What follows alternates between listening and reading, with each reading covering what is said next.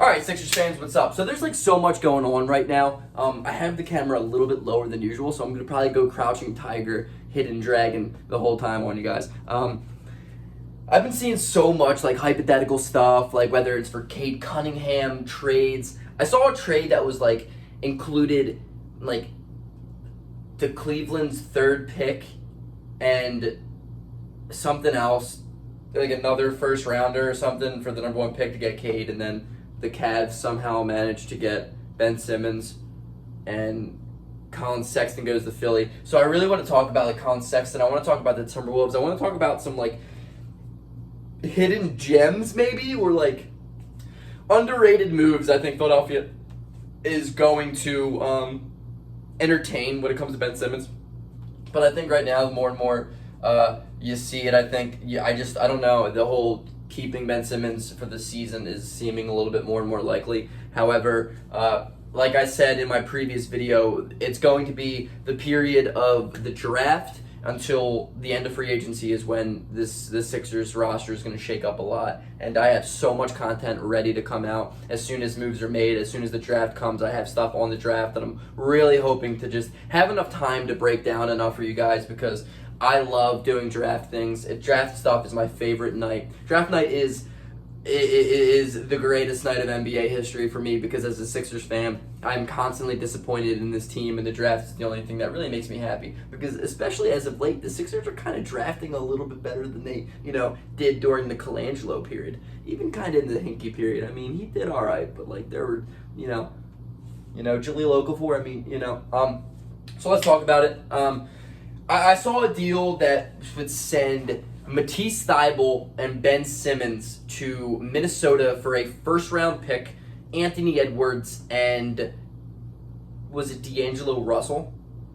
I think it was D'Angelo Russell. And face value, like, I don't like that deal. I think maybe if you threw in Josh Okogie, but I kind of do like the fact that you can get a first, Anthony Edwards, who was, last year's number one pick, and D'Lo for basically Ben Simmons and Matisse.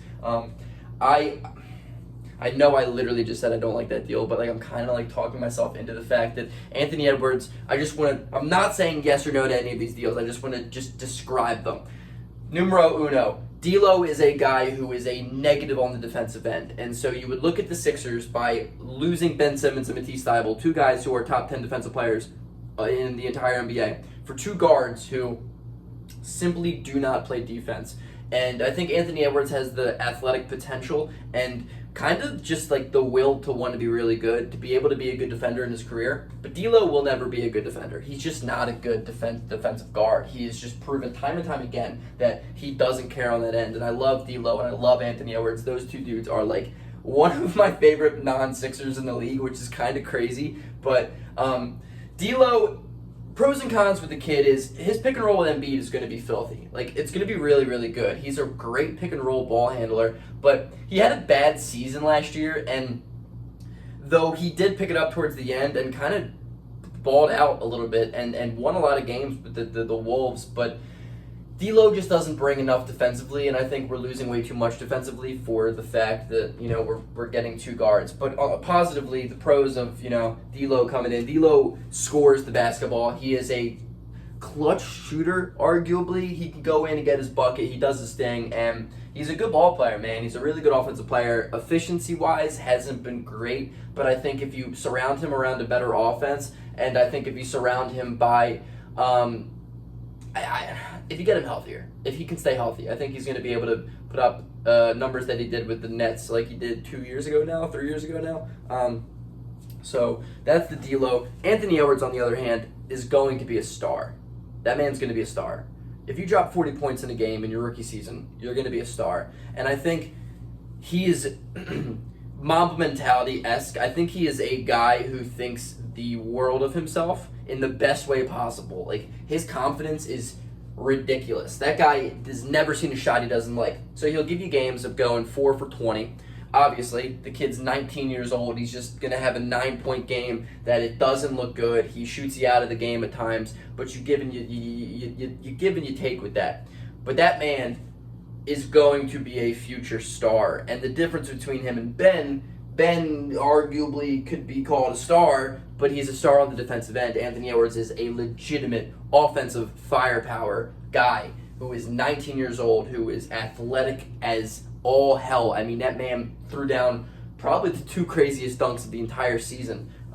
He did both of them. He is such an exciting player to watch, and I love Anthony Edwards, so I'm kind of on board with that. And a first-round pick. Why not? I mean, it's the T-Wolves. They can have 5 All-Stars, and they'll still miss the playoffs because it's the Timberwolves, and that's what they've been doing for the last 20 years. So I kind of like that. I kind of like it, but at the same time, I see the hesitancy behind it, and I don't love it at the same time. It's a very 50-50 with me, which I think is a good trade. If you don't know if you want to take it or not, like, that's probably a good trade, right? Like, if anything, you don't want to be biased about a trade because, like, it would never happen. Hypothetical trades that you're like, absolutely 100%, they're not going to happen. A hypothetical trade you're like, maybe, like, I could do it, but, like, I want to do it at the same time. Those are the deals that get done because no GM is like, here, take my 3 best players for one guy. It just doesn't happen. You know, it has to be 50-50. It has to be even. This isn't fantasy football with your 15-year-old friends in high school. Were you 15 in high school? Yeah. I think so, right? I don't remember. Then I saw a deal. What I've been talking about for a while now, actually, is Collin Sexton. I think I think it was Ben Simmons to Cleveland for Collin Sexton, a first rounder that may have been the 3rd pick, and like a salary filler type thing. I am so on board for that. Like, dude, I will trade you Ben Simmons right now, Cleveland, if you give us the 3rd pick and Collin Sexton. I'll do it right now. I don't care. No hesitation. Literally, I will fly to Wimbledon, take Ben Simmons and his new girlfriend of the week, and send him hand-wrapped in my arms to you, Cleveland, Ohio, for Collin Sexton in the 3rd pick in the draft. Because the 3rd pick in the draft is huge. I mean, this draft is very, very good, and I think you can take so many different routes with it if you trade Ben Simmons. We lose our point guard, we bring in Collin Sexton, who we're going to have to pay, and that kid doesn't really play defense, even though he has the potential to be a good goddamn defender. He just doesn't play defense. He's a short guard who can absolutely light it up in the pick and roll and give you 30 on any given night. And Collin Sexton is the type of guy with Embiid who can really show a high-firing offense, if that makes sense. A lot of shots getting put up, a lot of good shots. Collin Sexton is a good scorer. He knows how to get to the rim. He can pull up. He's a good ball player, man. He's a really underrated scorer, but he's going to receive a bag. That 3rd pick, on the other hand, is massive.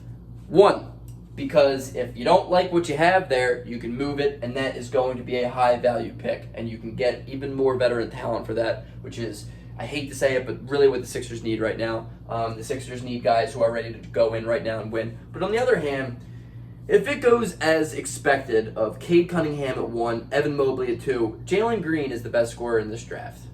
I mean, Jalen Green is a guy who I think could step into an NBA team right now and give you 15 points a game on pretty good efficiency and just give you kind of an Anthony Edwards type season, but I think a little bit more efficient. Jalen Green is a fantastic scorer, and I think he's going to be a star. I think he's going to be an all-star in 5 years, if that many years. But the only thing that really kind of rubs me off on it, rubs me the wrong way, that was a weird phrase, is the fact that, like, Embiid's window is not that.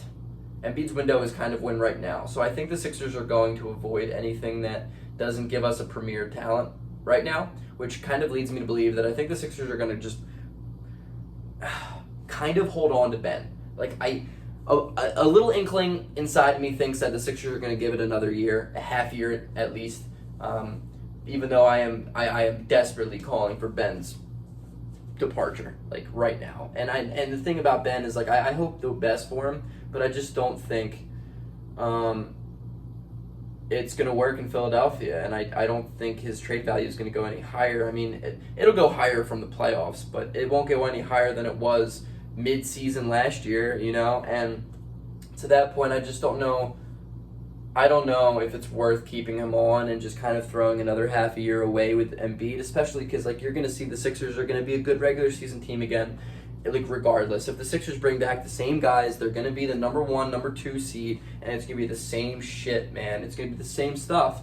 And And then it comes to a point like, oh, maybe it's going to work this year. Maybe the Sixers are going to hold on to him all year. And, like, I hate that. I hate that because the regular season is so much different than the playoffs, and I gave Ben the benefit of the doubt in this past playoffs. I said, let him work, let him play. And he had a good first couple of games in the first series against Washington, and then against Atlanta, he was just awful. Like, he was just awful. And, dude, I don't want to go through another year of this because we know it's going to be the same outcome in the playoffs. We know it's just history repeats itself constantly. And unless he really comes out next year and gives us 20 points a game and can shoot the ball and shows willingness to score and is putting up 15 shots a night, I don't think anything will change. And I just don't see him doing that. So I don't want him to bring him to Philadelphia for another half a year because a half a year will turn into a year, will turn into us talking about the same stuff next offseason, wishing we dealt him the offseason before. I don't want to go over this. He has a lot of years left on his contract. I think his trade value is higher than a lot of people think.